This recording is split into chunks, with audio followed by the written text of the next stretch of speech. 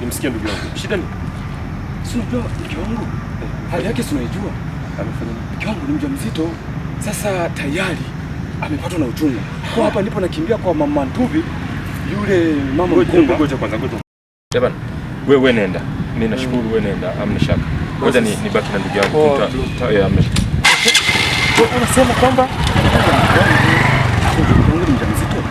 Kwa tayari uchungu umemshika sana. Kwa mama yule mkunga, mama Ntubi ili aje kumzalisha mke wangu. Kwa hapa nimechanganyikiwa niko mbaya. Yaani zama hizi bado unawaza kwenda kumchukua mkunga akamzalishe mke wako nyumbani? Unampenda mke wako? Nampenda. Kwani mama Ntubi simfahamu? Yule si ndo anatuzalishia wake zetu. Sikiliza. Elimu ndo kila kitu. Si mnaona jinsi wenzetu wazungu wana Nikazani ndugu yangu na kwenda mjini umeelimika, kumbe bado.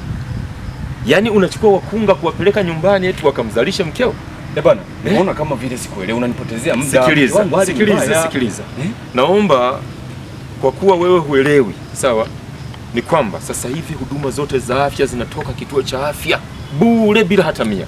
Sasa una mashaka gani? Kituo cha afya wapi? Yesu!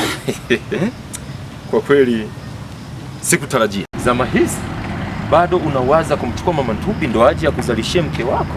Hapana. Tunazozana. Kuna tatizo gani? Hatuzozana. Isipokuwa mama Ntubi sinamfahamu. Ndio. Yule mama mkunga wa kijiji chetu. Ndio. Sasa huyu hapa ananiambia kwamba sasa hivi zama zimebadilika kwa sababu mke wangu mimi hali yake tayari amepatwa na uchungu. Sasa nilikuwa nakimbia kwa mama Ntubi ili aje kumzalisha mke wangu. Sasa nimefika hapa, huyu ananiambia kwamba zama zimebadilika. Sasa hivi kuna hospitali ambapo mimi nilijua labda hospitalini kule kuna bei gharama. Ni kweli. Zama zimebadilika. Sasa hivi kuna vituo vya afya. Kwa anachokuambia yuko sahihi kabisa. Wewe ulitakiwa mchukue, umbebe, mwende kwenye kituo cha afya. Alafu ndugu yangu, serikali yetu imejenga zahanati kila kata, kila mtaa. Unahangaika na mama Ntubi? Yesu! Kumbe zama zimebadilika. Ulikuwa wapi? Twende kwa mke wangu tukampeleke, tumwashiriki kituo cha zahanati.